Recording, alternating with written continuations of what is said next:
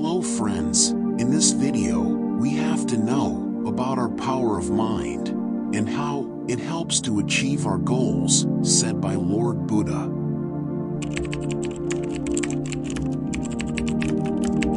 We are shaped by our thoughts. We become what we think. When the mind is pure, joy follows, like a shadow that never leaves. The mind is everything. What you think, you become. To keep the body in good health is a duty. Otherwise, we shall not be able to keep our mind strong and clear.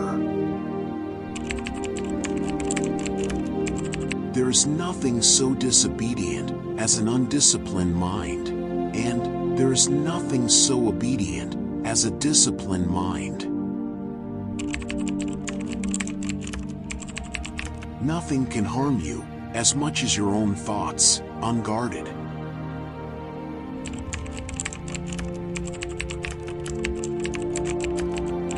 What you think, you become. What you feel, you attract. What you imagine, you create.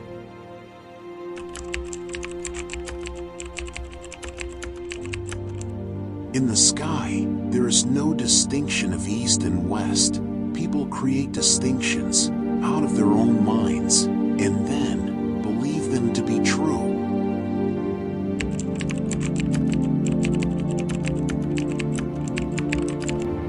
An insincere and evil friend is more to be feared than a wild beast. A wild beast may wound your body, but an evil friend will wound your mind.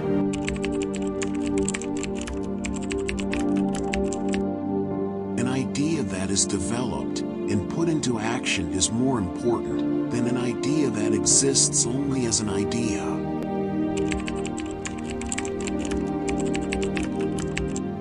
To enjoy good health, to bring true happiness to one's family, to bring peace to all, one must first discipline and control one's own mind. If a man can control his mind, he can find the way to enlightenment, and all wisdom and virtue will naturally come to him.